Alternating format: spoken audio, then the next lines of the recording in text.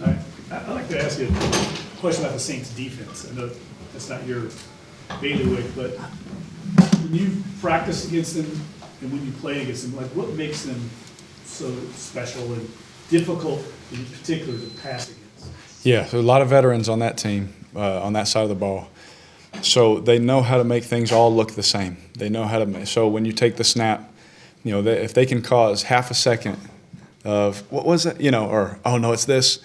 If they can cause that half a second, or they can disguise something, or they can show this and play this, and they know where to stand to hide from people. They know, they know all the little things that they've learned for years and years and years of playing against good players, and so you see all of that coming into one group, and they all play well together. Like one heartbeat, all those, cliche terms, that is them, and they meet at the football all together. They run to the football together at practice. They chase the ball. They celebrate each other. It doesn't matter who makes the play. We make the play, right? And that whole mindset. And, windows that are usually like this with them are like this, and you want to throw it at 23? Okay, I'll go throw it at 29. You want to throw it at 1? Like, you start looking around, like, all these guys can cover, and when you go try and run the ball, they can stop the run. So, I can go on and on about them, but, they just do everything. They do the little things right all the time, and they never, DeMario and the leaders and Cam and Tyron, they don't let anything slip or fall through the cracks. They will address it and do it right again, and that's something I've noticed just practicing against them. Yeah, you've noticed, this year alone, I think 2 or 3 of the quarterbacks have had the lowest passer rating against them ever. Yeah. So it's obviously, they're playing at an elite level. Yeah, oh yeah. They make it really hard, and we saw it like just in our practices. Like, it's back and forth. We're making plays, and they have a good day, and then we have a good day. That's showing you the team and all those kind of things. Now the message is consistency, right, for all of us. It's good. Yeah, we did it. They did some good things in the first 5 weeks. We've slowly started to get better, and now how can we all keep consistently pushing each other? Like you guys, Cam was talking about it. We go good on good sometime, on Fridays, and we were just pushing that envelope of what we can be consistently. And I think that's the word for us right now. Can we consistently keep doing it? How important or comforting is it to have a balanced run game with the offense as you did Sunday?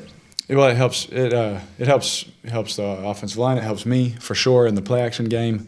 It helps the play caller, staying on schedule or on early downs. 3rd and 7 in this league is a lot different than 3rd and 2.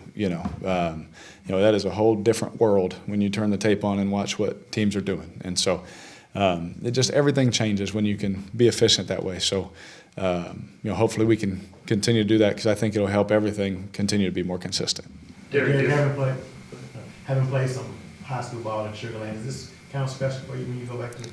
Yeah, it's like going back home. I was talking to Zach about that.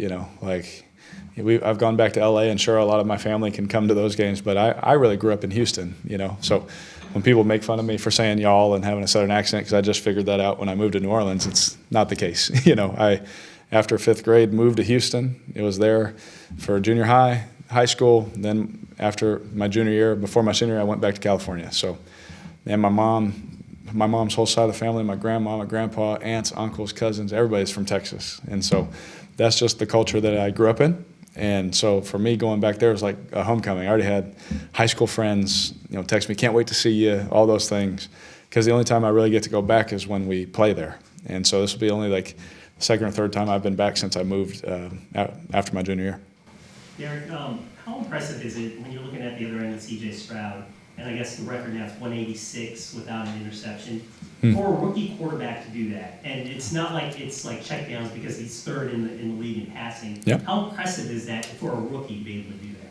Yeah, me and my brother kind of talked about C.J. before the season started, before the draft and all that. Like, we were talking about quarterbacks. We love this guy, the way he carries himself, the accuracy he throws with, all those things. And so I think the world of him. I think he's going to be a great player for a long time, and hopefully he continues his success, except this week.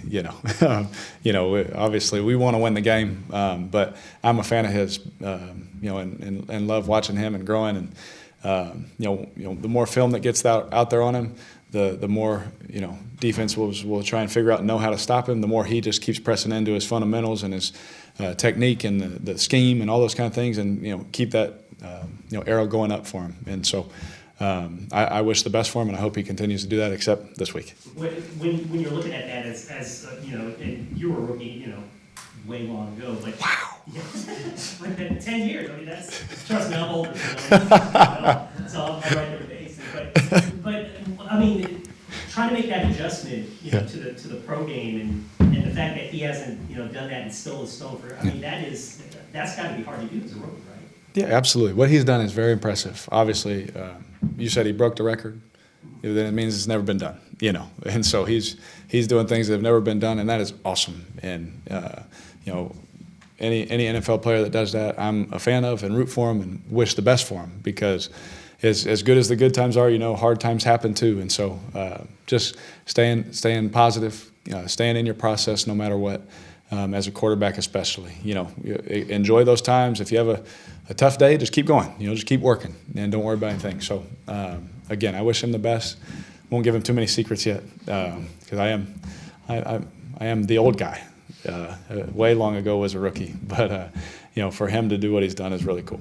Anything to jump out about Texas defense, what they do on that side of the ball? Very physical. They fly around the football. All 11 hats. You see a ball completed, you see the D-line sprint to go they want to make the tackle. You see the linebackers chasing sideline to sideline. The DBs are flying around everywhere. You can obviously tell it's coached. You can tell that they have the right guys in that building that want to do things the right way. And you can 100% tell they believe in their head coach. You can tell when as soon as you turn the tape on, you see the energy from their sideline, you see the energy that they bring, as a defense. And it's fun to watch. If you're a fan of football, you love watching stuff like that. I was going to ask before you started asking about C.J. Stroud. Most rookies who do get rattled, are the things you were telling Jeff about the Saints' disguise and hard to read defense, is that particularly hard on rookies and inexperienced quarterbacks? Yeah. I mean, they're going to make it hard on a rookie or a veteran. They're going to make it tough no matter what. These guys are unbelievable. I don't know who he's played. I don't know. All the things that he's been doing and is taught to do and all that, but all I know is he's been super successful, and CJ's doing a great job, and I'm happy for him. But to answer the second part of that, our defense makes it tough on anybody, a rookie or not a rookie. They make it hard on you, and hopefully they can do that this week for us. How much does it help psychologically to score in the red zone the way you guys did on Sunday? And I guess do it various ways with the shoulder pass, the run, and the pass to the back of the end zone. Yeah. It just shows the versatility that we can do it with, and like I've been saying, our message is can we do it consistently, and let's just keep holding ourselves to that standard. Let's just keep pushing ourselves to do that extra work, that film study. When you're tired at night, man, open up that book, stay in it, because as soon as we blink, we're going to be at the end of the season. So we want to make sure that we're where we want to be, and we got to stay consistent in our work, in our process to do that. I know you've said a lot that we'll ask sometimes, why don't you get involved with this person more and this person more? With Rashid Shaheed in particular, though, do you have to be intentional about kind of a player like that? I mean, do you have to kind of create things for him, or is it a unique challenge to make sure he stays involved? There's different things that you can do based on what scheme you're playing, what defense you're playing, all those kind of things. But there was one where he caught a big play across the middle, and he's a big alert on that play. If we get a certain look and he's the alert, but say they didn't play that coverage, man, the ball would have went somewhere else, and now we're like, oh man, she didn't get a. That's the game you play. So there's obviously always opportunities that we try and create and things like that for them. But it's like chess pieces. They got to hit all at the right time. One more real quick. I know you're gonna go. Yeah. You all added a little more motion this week on the offense. I've read where, like Joe Burrow says, he prefers more of a static look on the defense as a quarterback, not as much motion. Is there a reason to not run more motion when it seems like the rest of the league's kind of going that way? I mean, do you prefer it, or do you not prefer it, or does it matter to you? To me, I'm good either way. I think early in my career, give me as much, static as I can get, because I need to see one picture and just try and figure it out.